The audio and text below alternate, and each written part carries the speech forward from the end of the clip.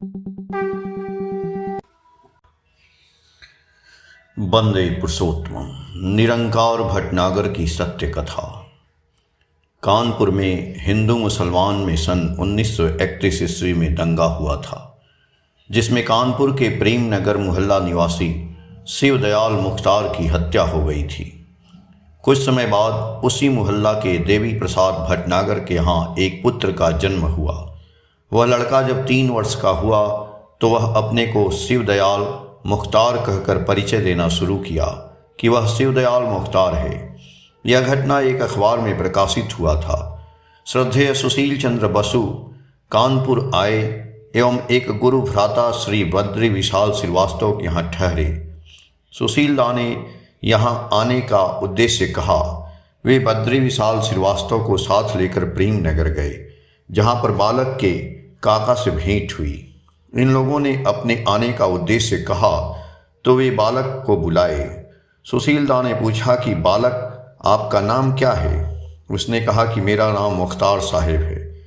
पूर्व जन्म में शिवदयाल को लोग प्रायः ही मुख्तार साहेब ही कहकर पुकारते थे।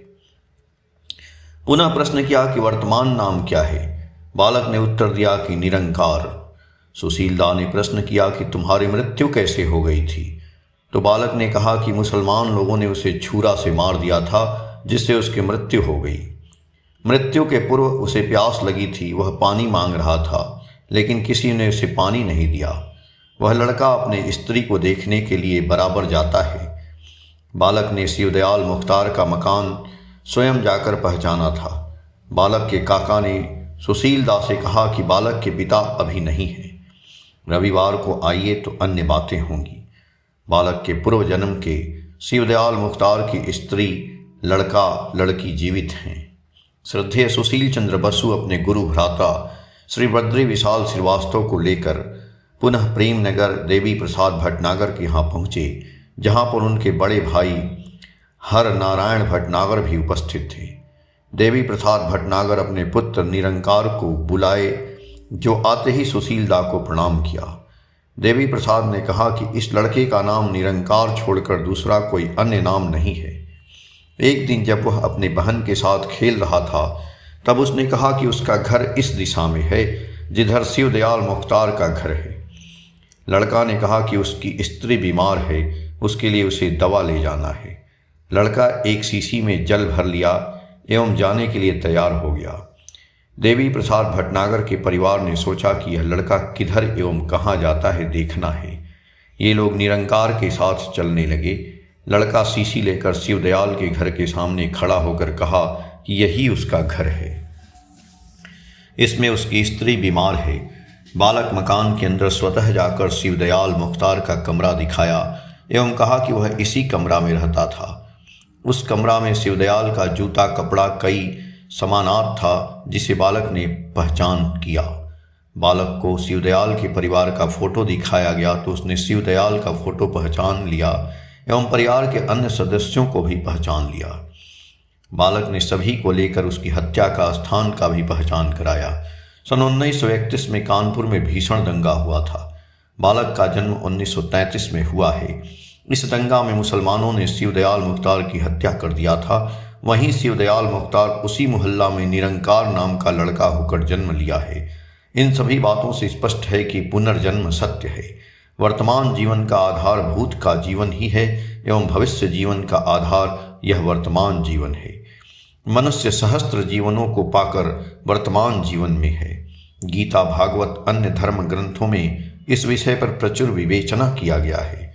मनुष्य मरना नहीं चाहता है, वह सदैव जीवित रहना चाहता है, किंतु यह सत्य नहीं है। एक दिन उसे तो मरना है एवं पुनः जन्म लेना है। श्री ठाकुर जी ने कहा है कि जीवन एवं मृत्यु एक घूर्णयमान पद्धति है। मनुष्य वर्धन चाहता है, उन्नति चाहता है, कोई विनष्ट होना नहीं चाहता है। युग पुरुषोत्तम श्री ठाकुर अनुकूल चंद्र जी ने कहा है कि सदगुरु के शरणापन्न हो, सतनाम मनन करो और सत्संग का आश्रय ग्रहण करो। मैं निश्चय कहता हूँ कि तुम्हें अपने उन्नयन के लिए सोचना नहीं पड़ेगा। उपरोक्त वर्णित घटनाओं के समान और बहुत घटनाएं हैं जिसका जांच पड़ताल किया गया है एवं सत्य पाया गया है।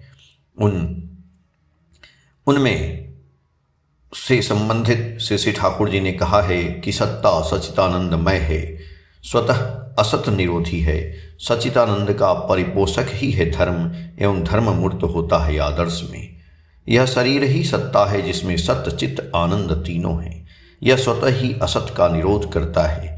इस सत्य चित्त आनंद का परिपोषक ही धर्म है, एवं धर्म मूर्त होता है आदर्श या इष्ट में। यदि आदर्श की बातों को मनुष्य अवहेलना कर चलेगा तो उसका जीवन दुर्भाग्यपूर्ण होकर जीर्ण शीर्ण हो जाएगा। श्री श्री ठाकुर जी ने कहा है कि तुम धर्म को जब ही वास्तविक रूप से सेवा लेकर आलिंगन करोगे तो अर्थ काम मोक्ष तुम्हारी सेवा करेंगे ही। इष्ट आदर्श के द्वारा दिए गए नीति विधि का यदि पालन इस शरीर से नहीं हुआ तब धर्म नहीं हुआ। धर्म धारण करने की चीज है। कई जन्मों से पोषित वृत्तियां धर्म धारण करने में बाधाएं उत्पन्न करती हैं। इसलिए जीवन में एक इष्ट आदर्श की नितांत आवश्यकता है। इष्ट विहीन मनुष्यों पर वृत्तियां आधिपत्य करती हैं, इसलिए इसे नियंत्रण करने हेतु जीवन में इष्ट की आवश्यकता है। इष्ट युक्त मनुष्यों का मस्तिष्क का स्नायुमंडल धीरे धीरे विकृत अवस्था से अविकृत अवस्था में आने लगती है, जो वर्तमान जीवन एवं भविष्य में आने वाले जीवन को लाभ पहुंचाता है। वर्तमान जीवन पिछले कई जन्मों का एक कड़ी है या उसका प्रतिफल है। वर्तमान परिवार परिवेश अपना है। इसकी सेवा में मनुष्य जीवन की समस्त ऊर्जा को लगा देता है। उसे यह पता नहीं है कि ऐसा परिवार परिवेश उसने असंख्य बार प्राप्त कर त्याग किया है। मनुष्य देखता है कि उसके परिवार परिवेश एवं देश में नित्य दिन मनुष्य पृथ्वी छोड़कर जा रहा है। शमशान एवं कब्रों में भीड़ लगी हुई है, फिर भी वह स्वयं के संबंध में नहीं सोचता है कि उसकी भी यही हालत होगी। कसाई बकरे एवं मुर्गियों को नित्य दिन काट रहा है एवं बगल में खड़े या पड़े बकरा या मुर्गी सब देख रहे हैं। पिंजड़े में डाला खाद्य को खा रहा या रखा हुआ पत्ता को खा रहा है, किंतु उसे यह बोध नहीं है कि उसका भी यही हश्र होगा। मनुष्य एक उत्कृष्ट प्राणी होकर भी बोधहीन बना है। इससे बढ़कर और क्या विडंबना होगा। मनुष्य अपने जीवन काल में बहुत संघर्ष करता है। यदि वह एक और संघर्ष को जोड़ दे तो उसकी स्थिति सुधर सकती है। मनुष्य को एक और संघर्ष करना चाहिए कि उसका आगामी आने वाला जीवन नरकीय नहीं बने, वह एक सुव्यवस्थित जीवन यापन कर सके। मनुष्य जिस प्रकार बुरे दिनों के लिए धन संचित करता है, उसी प्रकार उसे आगामी जीवन के लिए अच्छा कार्य करना होगा। मनुष्यों के अंदर उसकी वृत्तियां हैं, उन वृत्तियों को उसे पहचानना होगा एवं उसे नियंत्रण करने हेतु संघर्ष करना होगा।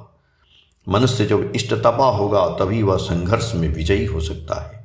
भगवान कृष्ण ने गीता में कहा है एवं भगवान बुद्ध ने भी कहा है कि मनुष्य अपने आप में महामित्र है एवं अपने आप में महाशत्रु भी है। जिस मनुष्य की वृत्तियां ही उसका भगवान बन चुकी हैं एवं वह वृत्तियों के अधीन होकर उसके निर्देश पर चलता है तो वह अपने आप में शत्रु है। मनुष्य जब इष्ट पथ पर इष्ट के निर्देशानुसार चलेगा तो वह अपने आप का महामित्र है। देखा जाता है कि मनुष्य अनेक देवी देवताओं की पूजा एवं अनुष्ठान करता है। यह जन्म जन्मांतर के लिए एक अच्छा अभ्यास है, किंतु जब तक जो मनुष्य जिस देवी देवता की पूजा करता है उसका आचरण चरित्रगत नहीं करेगा, तब तक उसका पूजा या अनुष्ठान सार्थक नहीं होगा। पूजा का अर्थ ही है प्रकृष्ट रूप से चलना। कोई मनुष्य पूजा करे किंतु उस पूज्य देवता का चलन चरित्र को धारण नहीं करे तो वह पूजा निरर्थक हो जाता है। मनुष्य जिस देवता या देवी का पूजा क्यों न करे, यदि वह अपने इष्ट या देवता की इच्छा को मूर्त नहीं करे, उनकी इच्छा अनुसार अपने को नहीं गढ़े या परिवार परिवेश को नहीं गढ़े तो पूजा व्यर्थ हो जाती है। श्री श्री ठाकुर जी ने कहा है कि जो विगत महापुरुष हैं उनके प्रति चाहे तुम्हारा जितना भी अनुराग क्यों न रहे, उसी अनुराग से जो सर्व परिपूरक पुरुषोत्तम अभी हैं उनका अनुसरण करो, इनमें ही उनको पाओगे। वर्तमान महापुरुष जहाँ पर जितना उपेक्षित हैं, विगत महापुरुष भी वहाँ पर उतना लांछित हैं। अनुराग उनमें चाहे जैसा भी क्यों न रहे, यह ठीक जानो। वर्तमान महापुरुष की उपेक्षा करके मनुष्य जितना ही विगत महापुरुष के प्रति श्रद्धाशील रहता है, ख्याली मनगणंत ग्लानि बहुल अपधर्म वहाँ उतना प्रखर रहता है। मरणा मंत्रणी चलन भी वहाँ उतनी रहती है। बाबूगिरी विभेद भी रहता है बेशुमार। श्री ठाकुर जी कहते हैं कि हिंदू मुसलमान बौद्ध ईसाई कोई भी मूर्ति पूजक नहीं है। मूर्ति को ही ईश्वर मानकर पूजा नहीं करता, बल्कि स्मारक या स्फुरक प्रतीक अवलंबन करके ईश्वर गुणानुध्यायी है। जिस तरह माँ बाप के जरिए हम सब ईश्वर के स्नेह सिक्त मातृत्व एवं पितृत्व का अनुधावन कर पाते हैं, उसी तरह का तद्योतक जो कुछ है उसके माध्यम से भी जैसे ब्रह्म, काबा, बोधि तृण, शालिग्राम शिला, भक्ति से बढ़कर कोई व्रत नहीं है, अहिंसा से बढ़कर कोई धर्म नहीं है। पुनः कहते हैं, जीवंत परिपूरक मूर्त आदर्श में आनत हो, उनके माध्यम से ही अमूर्त भगवान का साक्षात्कार करो, प्राज्ञ बनोगे अमूर्त के मूर्त वैशिष्ट में। फिर मूर्त का अमूर्त परिवेदन वेदना तुम्हारी दृष्टि में प्रांजल सरल बन जाएंगे एवं वही है ब्रह्म दर्शन। जो ईश्वर वेदता हैं, ईश्वर उनमें ही जागृत हैं। वे व्यर्थ हैं जो पूर्व पुरेमान वर्तमान महान का अनुसरण नहीं करते हैं। जय गुरु।